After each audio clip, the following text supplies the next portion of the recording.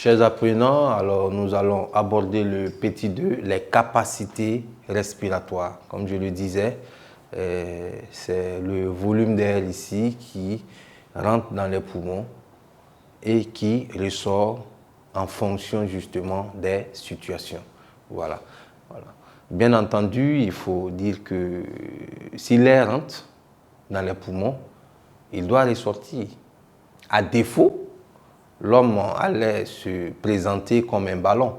Voilà, donc l'air rentre. L'organisme, son rôle, c'est de prélever l'oxygène et rejeter justement le reste. Parce que dans l'air, nous avons l'oxygène, nous avons le gaz carbonique, nous avons aussi l'azote qui occupe une grande place dans l'air et nous avons la vapeur d'eau. Donc ça dépend vraiment de l'endroit où nous menons cette respiration-là. Voilà. Quand vous respirez au bord d'une rivière, au bord de l'eau, l'air est plus dense en termes d'eau par rapport à quelqu'un qui se trouve dans un désert. Voilà. Mais toujours est-il que l'azote est contenu dans l'air et la quantité d'azote qui rentre à l'intérieur de l'organisme, c'est la même quantité d'azote qui ressort parce que l'organisme n'utilise pas l'azote. Voilà. Mais quand il s'agit de l'oxygène, la quantité d'oxygène inspiré qui rentre dans les poumons, c'est une quantité diminuée qui ressort. Mais la quantité de gaz carbonique qui rentre dans les poumons, c'est une quantité de gaz carbonique augmentée qui ressort parce que l'organisme a rejeté justement ce gaz carbonique-là. Voilà. Donc les capacités respiratoires ici vont se subdiviser en plusieurs aspects. Capacité respiratoire.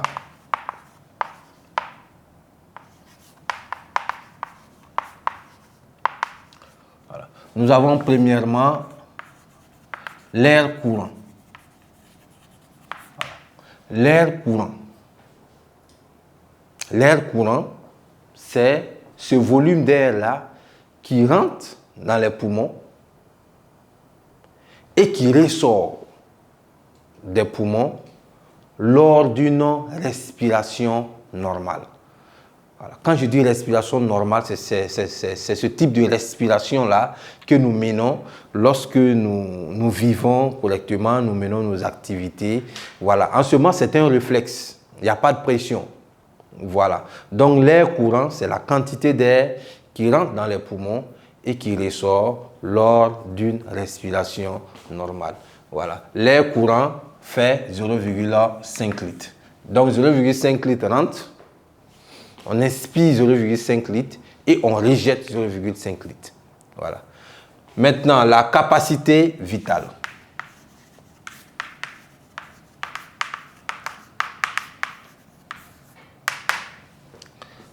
Là, il faut faire attention. La capacité vitale, c'est lorsque nous sommes dans une situation de respiration forcée. En ce moment, la quantité d'air qui rentre dans les poumons augmente.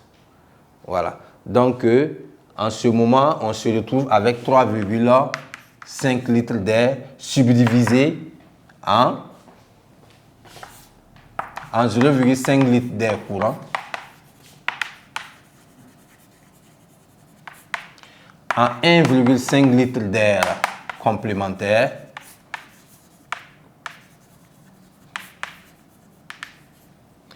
et en 1,5 litres d'air de réserve. Voilà.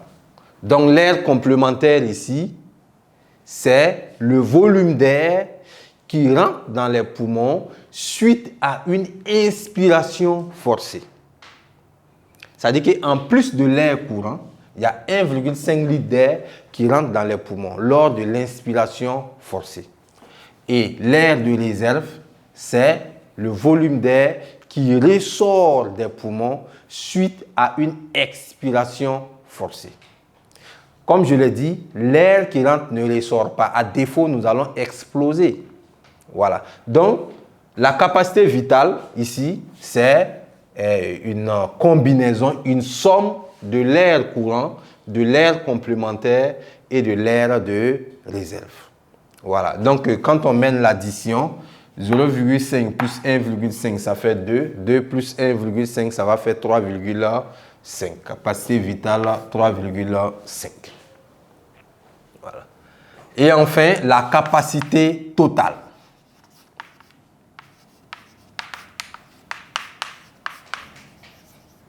La capacité totale ici est égale à capacité vitale, les 3,5 litres d'air, plus l'air résiduel. L'air résiduel a un volume de 1,5 litres. Donc la capacité totale, c'est égal à la capacité vitale plus l'air résiduel. On a dit ici que la capacité vitale est égale à 3,5. Donc les 3,5 plus les 1,5, ça va nous donner 5 litres d'air. 5 litres d'air qui rentre dans les poumons et qui ressort justement des poumons. Donc voici un peu résumé ce qu'on peut dire sur les capacités respiratoires. Donc je reprends en disant que on a l'air courant, l'air qui rentre et qui ressort des poumons suite à une expiration normale. Donc une inspiration normale suivie d'une expiration normale. La capacité vitale, c'est une composante justement de 3 éléments et ça intervient lorsqu'il s'agit d'une inspiration forcée suivie d'une expiration forcée.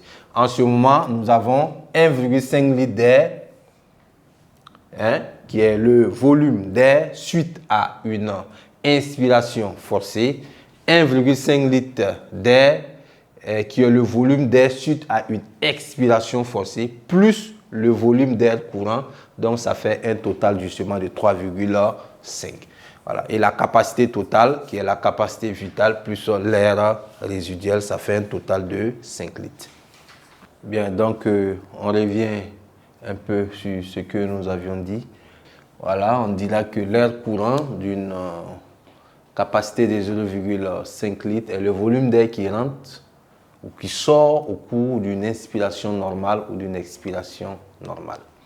La capacité vitale a un volume de 3,5 litres. Voilà, c'est le volume d'air expulsé des poumons par une expiration forcée qui vient juste après une inspiration forcée. Donc, elle correspond à la somme de l'air courant 0,5 litres, de l'air complémentaire 1,5 litres et de l'air de réserve 1,5 litres. Donc le total justement va faire 3,5 litres. La capacité totale.